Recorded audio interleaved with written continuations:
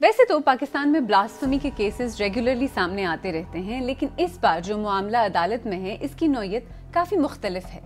ایسا پہلی مرتبہ ہوا ہے کہ کسی حکومتی رپورٹ میں یہ الزام لگایا گیا ہو کہ کچھ افراد پر مشتمل ایک گروہ لوگوں کو سوشل میڈیا پر خواتین کے ذریعے پھنسا کر یا ہنی ٹریپ کر کے نوجوانوں سے ایسا مواد شیئر کرواتا ہے جس سے وہ توہین مذہب کے الزام میں پکڑے جاتے ہیں۔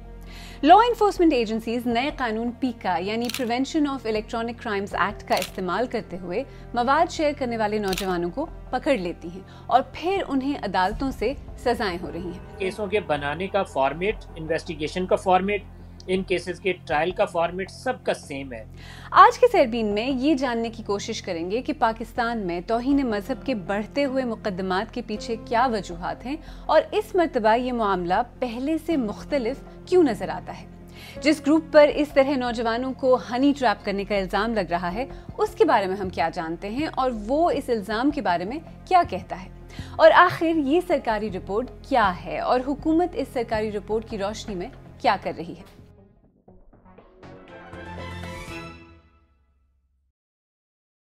پاکستان میں حالیہ دنوں میں سامنے آنے والے توہین مذہب کے مبینہ الزامات پر اس تفصیلی رپورٹ کا مقصد مذہب یا کسی مذہبی شخصیت کی دل آزاری نہیں بلکہ اس معاملے کی تفصیلات سامنے لانا ہے۔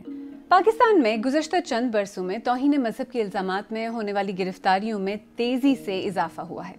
پچھلے کچھ عرصے کے دوران توہین مذہب کی دفعات کے تحت درج ہونے والے مقدمات میں 450 سے زیادہ افراد کو گرفتار کیا گیا جن پر الزام تھا کہ انہوں نے اپنے سوشل میڈیا اکاؤنٹس پر ایسا مواد شیئر کیا جو توہین مذہب کے زمرے میں آتا ہے۔ ان ملزمان میں 99% مسلمان ہیں اور 90% طالب علم یا اسٹوڈنٹس ہیں۔ سرکاری ادارے national commission of human rights NCHR کے مطابق 2020 میں صرف 11 افراد توہین مذہب کے الزامات میں جیل میں تھے۔ جولائی 2024 میں قیدیوں کی یہ تعداد 767 ہو گئی تھی۔ ان میں سے 370 سے زیادہ افراد ایسے ہیں جنہیں پیکا کے تحت FIA نے گرفتار کیا تھا۔ NCHR کے مطابق ان 767 افراد میں سے 581 پنجاب، 120 سندھ، 64 خیبر پختونخوا اور 2 افراد بلوچستان کی جیلوں میں بند ہیں۔ تو یہ سارا معاملہ شروع کیسے ہوا؟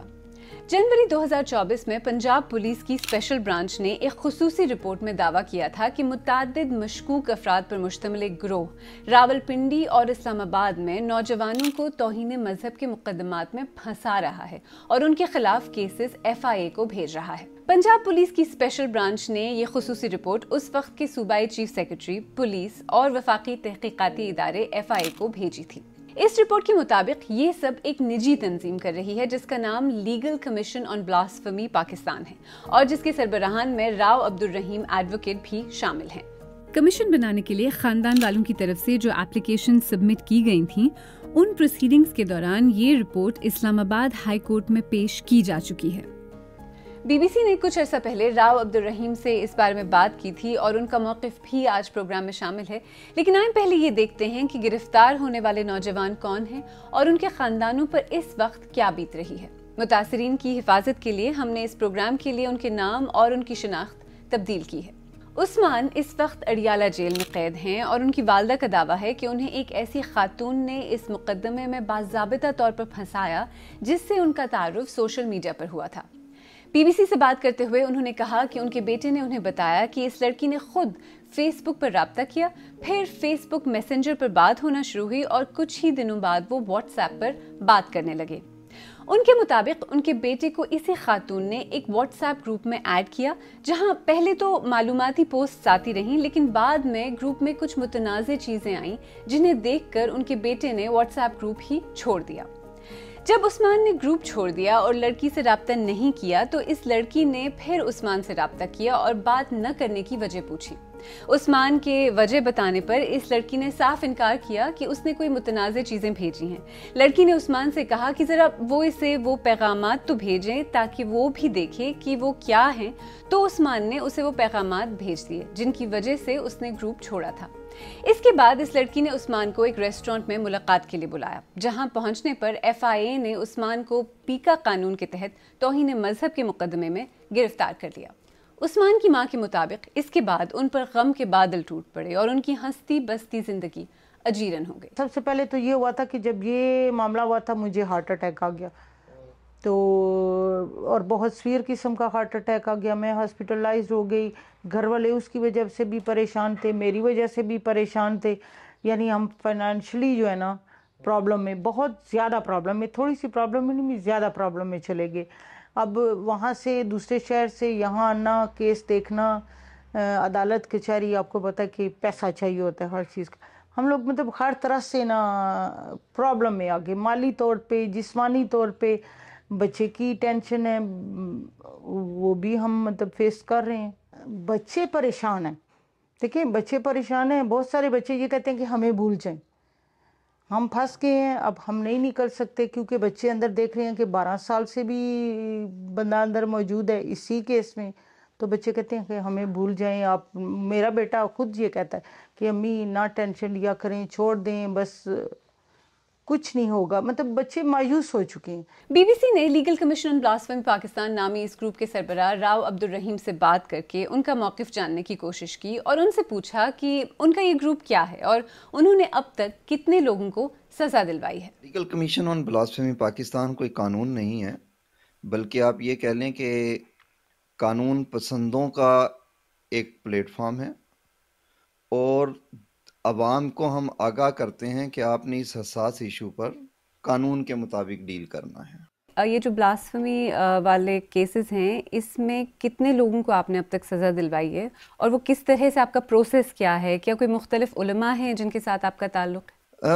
علماء بھی ہمارے ساتھ ہیں, شرفا بھی ہمارے ساتھ ہیں, وکلا بھی ہمارے ساتھ ہیں, اور عوام بھی ہمارے ساتھ ہے. جہاں تک آپ نے تعداد پوچھی تو ابھی تک 39 لوگوں کو مختلف عدالتوں نے پاکستان کی سزائیں سنائی ہیں. ایڈوکیٹ راؤ عبدالرحیم کے مطابق کچھ مذہبی گروہ بھی ان کے ساتھ ہیں اور انہیں ان کی مکمل تائید حاصل ہے. بی بی سی نے حکومت اور پارلیمان کو اسلامی امور پر مشاورت دینے والے ادارے اسلامی نظریاتی کونسل کے ڈاکٹر راغب نعیمی سے بات کی اور ان سے پوچھا کہ اسلامی نظریاتی کونسل کا اس بارے میں کیا موقف ہے اور وہ اس سلسلے میں کیا کہتے ہیں. ماضی قریب میں یہ دیکھنے میں آیا ہے کہ سوشل میڈیا پر توہین مذہب اور توہین رسالت کے حوالے سے ہونے والے واقعات میں اضافہ ہوا ہے, لیکن اس اضافے کی وجہ کیا ہے یا اس کا سبب کیا ہے, اس کے اوپر ابھی تک کوئی ایسی واضح چیز سامنے نہیں آئی, اور نہ ہی ابھی کونسل کے سامنے پولیس کی کسی بھی قسم کی ایسی رپورٹ موجود ہے جو کہ اس بات کو بیان کرتی ہو کہ کوئی گروہ ہے جو کہ باقاعدہ طور پہ لوگوں کے ذریعے توہین رسالت کے معاملات کو لے کے چل رہا ہے. تاہم advocate Rao Abdul Rahim honey trapping اور بلیک میلنگ جیسے الزامات سے بالکل انکار کرتے ہوئے کہتے ہیں کہ ان کا یا ان کے گروپ کا ان الزامات سے کوئی تعلق نہیں ہے, اور وہ کہتے ہیں کہ اگر کسی کے پاس ثبوت ہے تو وہ سامنے لائے. دیکھیں, کوئی آدمی پاکستان سے نہیں پوری دنیا سے ہمیں یہ ایویڈنس دے دے کہ اس نے چندے کے نام پہ, بھتے کے نام پہ, بلیک میلنگ کے نام پہ, راضی نامے کے نام پہ, سزا کے نام پہ کوئی ہمیں پیمنٹ کی ہے, تو بالکل جو آپ کہیں گے وہ سزا ہمیں دیں. دوسری بات آپ نے کی ٹریپنگ کی, تو مجھے یہ بتائیں کہ ہنی ٹریپنگ کا جو بتایا گیا کہ ایک تصویر بھیجی جاتی ہے مدعی کی طرف سے اور ایک تصویر وہ واپس منگوائی جاتی ہے, جب وہ واپس آتی ہے تو اس پہ پرچہ درج ہو جاتا ہے. تو سوشل سپیس پہ ایسے کوئی ایک تصویر بتا دی جائے جس میں کمپلیننٹ کے نمبرز اویلیبل ہوں گے کہ یہ بلاسفیمی کر رہا ہے, اور اس کے نیچے اوپر جو ہے نمبر وہ کمپلیننٹ کا ہوگا, تبھی وہ اسکرین شاٹ ہمارا ہوگا. راؤ صاحب, آپ نے کہا کہ یہ سارے الزام ہیں اور ان میں کوئی سچائی نہیں ہے, لیکن یہ بات بھی تو سچ ہے نا کہ جو پولیس اور اسپیشل برانچ کی رپورٹ ہے اس میں بھی اسی طرف اشارہ کیا گیا ہے. جی, اسپیشل برانچ خود وہ 3 عدالتوں میں, پنجاب قرآن بورڈ کے پاس ان کے نمائندے جو تھے اسپیشل برانچ کے, وہ اس کو ڈسون کر چکے ہیں. وہ یہ کہہ رہے ہیں کہ جسٹ ایک انفارمیشن آئی تھی ہمارے پاس, وہ ہم نے ٹریول کر دی. جہاں تک سوشل میڈیا اور واٹس ایپ گروپس کا سوال ہے, اس کے ذریعے بھی لوگوں کو پھنسانے کے جو الزامات ہیں اس میں بھی آپ کا نام آتا ہے. تو یہ جو گروپس ہیں, اور جو ہم نے پہلے بھی بات کی پولیس اور اسپیشل برانچ کی جو رپورٹ ہے اس میں بھی اس طرف اشارہ کیا گیا ہے, اور وہاں پیسے لینے کا بھی الزام ہے. وہ جو گروپس لکھے ہوئے ہیں اسپیشل برانچ کی رپورٹ میں, ان 5 کے گروپس کے خلاف میں خود مدعی ہوں. تو آپ ان میں سے کسی گروپ کے ممبر نہیں ہیں؟ میں ان گروپس کے خلاف مدعی ہوں. ممبر نہیں ہیں آپ؟ یس اینڈ نو ٹائپ کا سوال ہے کہ آپ کیا ایسے کسی بھی واٹس ایپ گروپ کے ممبر ہیں یا نہیں؟ نہیں ممبر تو آپ بھی بن سکتے ہیں نا. ابھی ہم ایک بات کر رہے ہیں تو ایک گروپ کے اندر ہم بیٹھے ہوں گے, آپ اور میں ایک ایپلیکیشن پہ دونوں ممبر ہیں, تبھی بات ہو رہی ہے نا, تبھی آپ کو پتا چل رہا ہے کہ میں کہاں بیٹھا ہوں اور مجھے پتا چل رہا ہے آپ کہاں پہ بیٹھے ہیں. اسی طریقے سے جب واٹس ایپ پہ میں کہہ رہا ہوں کہ یہاں پہ بلاسفیمی ہو رہی ہے تو اس گروپ میں مجھے انجیکٹ کیا گیا نا. جب انجیکٹ کیا گیا تو میرے پاس دو آپشن تھے کہ نمبر ایک میں اس سے انجوائے کرتا, یہ کرمنل کرائم تھا, میں اس پر خاموشی کرتا, یہ میرے قانون اجازت نہیں دیتا. تیسری بات یہ تھی کہ میں قانون پسندی کے طور پہ اس کو رپورٹ کرتا. میں نے اس کو رپورٹ کیا. آپ نے اس کو رپورٹ کیا اور آپ نے وہ گروپ چھوڑ دیا, اب آپ اس گروپ کے ممبر نہیں. میں نے وہ موبائل ہی ایف آئی اے کے حوالے کر دیا. ایسا نہیں ہے کہ وہ میرے پاس رہے گی, وہ تمام ایویڈنس, وہ ساری ڈیوائسز ایف آئی اے کے پاس رکھی ہوئی ہیں اس دن سے. توہین مذہب کے الزام میں پکڑے گئے نوجوان خود تو اس وقت جیلوں میں قید ہیں, لیکن ان کے ورثاء اور وکلاء ان کے کیسز کے بارے میں میڈیا سے بات کر رہے ہیں. ان کے مطابق یہ ہنی ٹریپنگ اور پیسے بٹورنے کا ایک سادہ سا کیس ہے.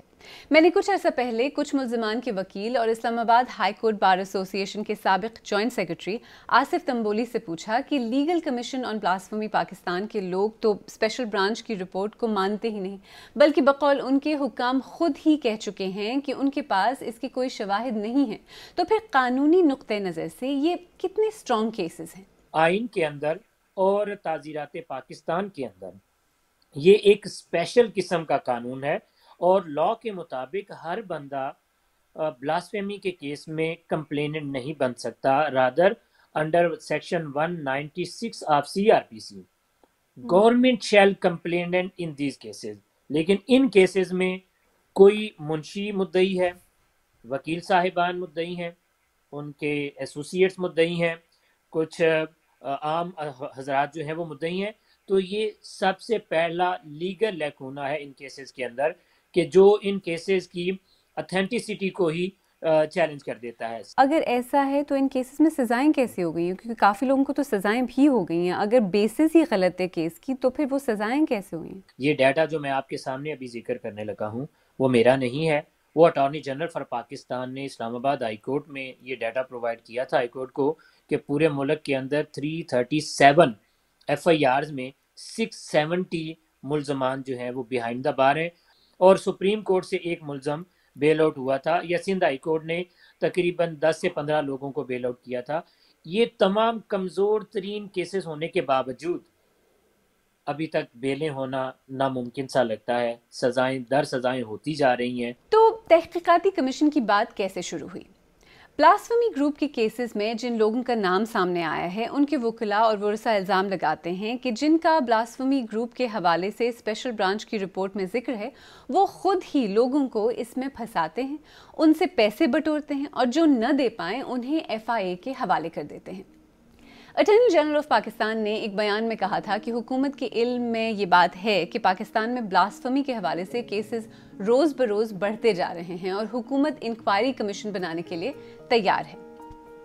یہی بات اسپیشل برانچ کی رپورٹ بھی کہتی ہے اور national commission for human rights بھی کہتا ہے. جب اس پٹیشن پر وفاقی حکومت نے کوئی ایکشن نہیں لیا تو وکلاء اسے لے کر اسلام آباد ہائی کورٹ میں آ گئے. اسلام آباد ہائی کورٹ کے جج جسٹس سردار اعجاز اسحاق خان نے اپنے فیصلے میں وفاقی حکومت کو حکم دیا کہ وہ توہین مذہب کے مقدمات کی تحقیقات کے لیے 30 روز میں کمیشن تشکیل دے, اور کمیشن کی تشکیل کے لیے اگر کوئی اضافی ضابطۂ کار بھی بنانے پڑے تو وہ بھی بنا دے. جسٹس سردار اعجاز اسحاق خان نے اپنے حکم میں کہا ہے کہ یہ کمیشن 4 ماہ میں توہین مذہب سے متعلق مقدمات کی تحقیقات مکمل کر کے اپنی حتمی رپورٹ پیش کرے.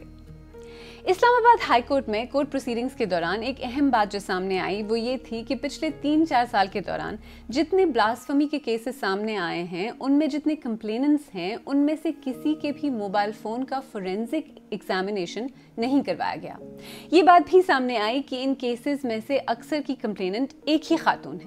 کورٹ نے national cyber crime investigation agency کو ہدایت دی ہے کہ وہ فوری طور پر شناختی دستاویزات بنانے والے قومی ادارے نادرا سے رابطہ کر کے اس حوالے سے تمام انفارمیشن حاصل کرے.